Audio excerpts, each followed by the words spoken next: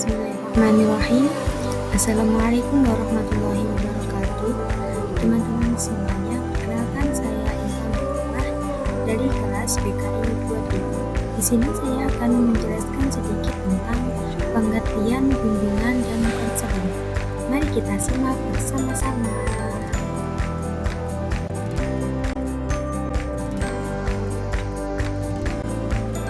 Baik, yang pertama adalah pengertian dari bimbingan dan konseling. Istilah bimbingan dan konseling merupakan terjemahan dari kata bahasa Inggris yaitu guidance, yang berarti menunjukkan atau memberi jalan. Dalam bahasa Arab, al-irsyad, yang berarti pengarahan, bimbing atau juga bimbingan, bisa juga diartikan menunjukkan atau membimbing. Jadi bimbingan ini merupakan kata yang berasal dari bahasa Inggris yang berarti memberi jalan. Jadi kita itu sebagai konselor akan memberikan jalan kepada konseli yang sedang berkonsultasi kepada kita. Kita juga akan memberi pengarahan atau bimbingan dan menunjukkan jalan kepada solusi. Kita memberi solusi ke jalan yang lebih baik.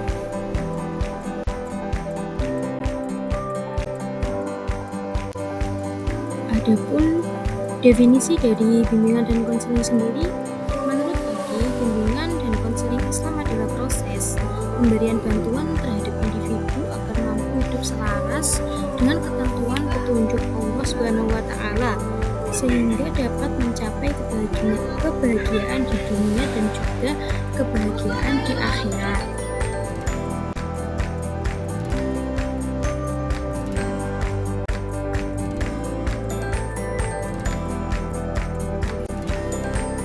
Baik, yang berikutnya adalah fungsi dan tujuan bimbingan konseling.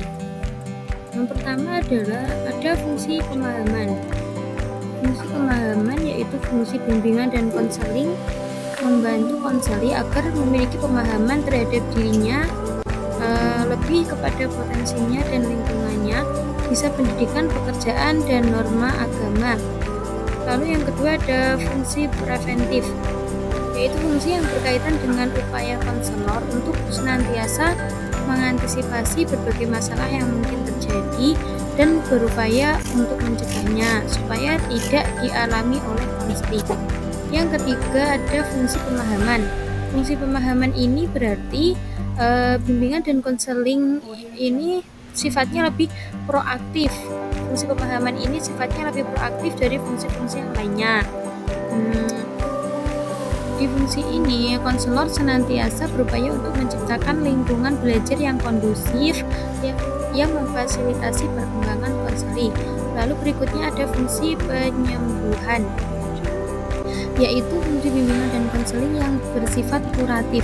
Fungsi ini berkaitan erat dengan upaya pemberian bantuan kepada konseli yang telah mengalami masalah, baik menyangkut aspek pribadi, sosial, belajar maupun karir.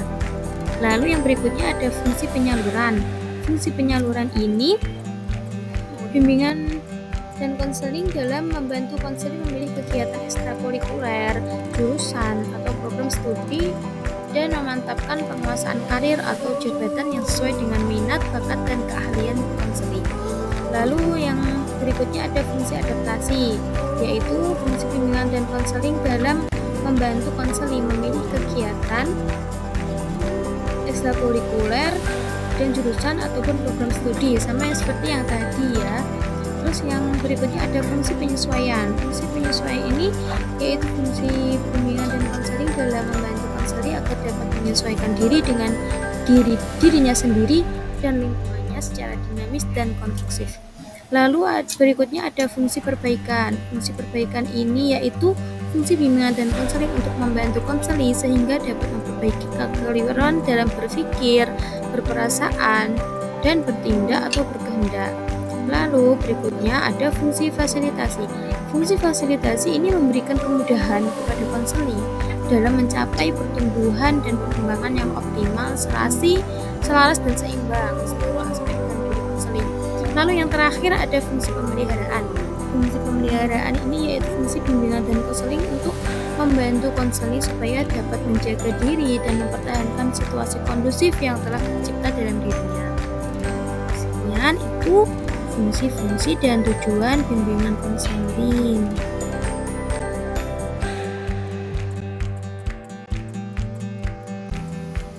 Baik, yang berikutnya ada asas-asas bimbingan konseling. Asas-asas bimbingan konseling ini ada 10. Yang pertama adalah asas kerahasiaan. Asas kerahasiaan ini berarti sesuatu yang dibicarakan antara klien atau konseli dan konselor tidak boleh disampaikan ataupun tidak boleh diketahui oleh orang lain. Yang kedua ada asas kesukarelaan. Dalam proses pelayanan bimbingan konseling, maka sangat diperlukan suasana yang sukarela.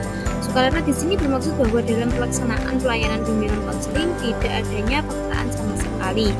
Lalu yang ketiga ada asas keterbukaan, di mana pelaksanaan bimbingan dan konseling sangat diperlukan suasana keterbukaan baik dari konseli maupun dari konselor. Lalu yang keempat ada asas kegiatan. Usaha bimbingan dan konseling tidak akan memberikan hasil yang berarti bila klien melakukan sendiri kegiatan dalam mencapai tujuan bimbingan dan konseling. Lalu yang kelima ada asas kemandirian. Asas kemandirian ini adalah salah satu tujuan pemberian layanan bimbingan dan konseling adalah agar konselor itu berusaha menghidupkan kemandirian di dalam diri konseli. Ciri-cirinya yaitu konseli bisa mengenal dan menerima dirinya sendiri dan lingkungannya, serta mampu mengambil keputusan, mengarahkan, serta mewujudkan diri sendiri. Lalu yang keenam ada asas kekinian. Asas kekinian ini berarti bimbingan yang menghendaki agar objek sasaran layanan BK ialah permasalahan peserta didik dalam kondisi masa sekarang. Jadi kita memberikan solusi kepada konseli itu harus disesuaikan dengan masanya. Kalau masa sekarang, jadi ya kita memberikan solusi seperti yang sekarang terjadi. Terus yang ke-7 ya. Yang ke-7 ada asas kedinamisan, yaitu usaha pelayanan bimbingan dan konseling menghendaki terjadinya perubahan pada diri klien, yaitu perubahan tingkah laku ke arah yang lebih baik. Lalu yang ke-8 ada asas keterpaduan. Pelayanan bimbingan dan konseling menghendaki terjalin keterpaduan berbagai aspek dari individu yang dibimbing. Lalu yang ke-9 ada asas kenormatifan. Dalam usaha bimbingan dan konseling tidak boleh bertentangan dengan norma-norma yang berlaku, baik ditinjau dari norma agama, norma adat, norma hukum atau negara, norma ilmu maupun kebiasaan sehari-hari. Lalu yang terakhir yakni yang ke-10 ada asas keahlian. Untuk menjamin keberhasilan usaha bimbingan dan konseling, para pembimbing harus mendapatkan pendidikan dan latihan yang memadai, pengetahuan, keterampilan, sikap, dan kepribadian yang ditampilkan oleh konselor atau guru pembimbing akan menunjang hasil konseling. Ya, seperti itu.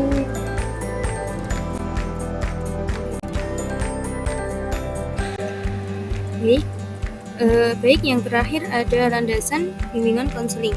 Landasan bimbingan konseling ini ada 7, yaitu pertama, yang nomor 1 ada landasan filosofis, yang merupakan landasan yang dapat memberikan arahan dan pemahaman khususnya bagi konselor dalam melaksanakan setiap kegiatan bimbingan dan konseling yang lebih bisa dipertanggungjawabkan secara logis, etis maupun estetis.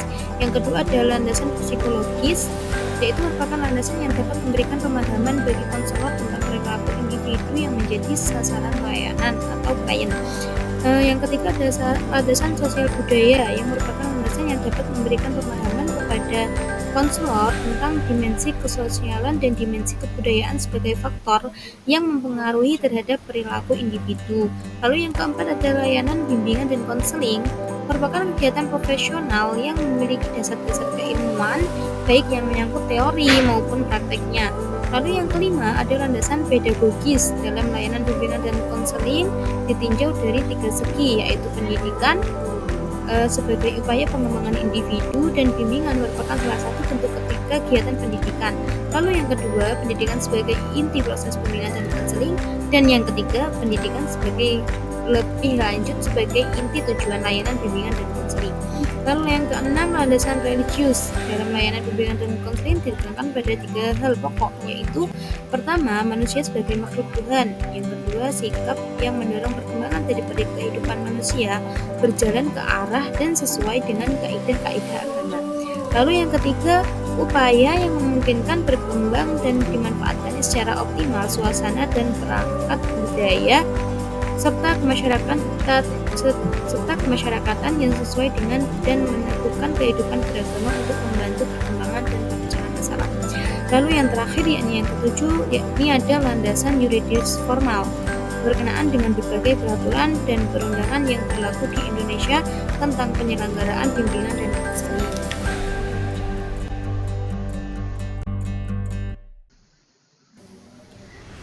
Baik, kesimpulan dari semuanya yaitu istilah bimbingan dan konseling merupakan 2 rangkaian kata yang saling berhubungan erat dalam melaksanakan kegiatannya. Tujuan umum bimbingan dan konseling Islam adalah mewujudkan individu menjadi manusia seutuhnya agar mencapai kebahagiaan hidup di dunia maupun di akhirat.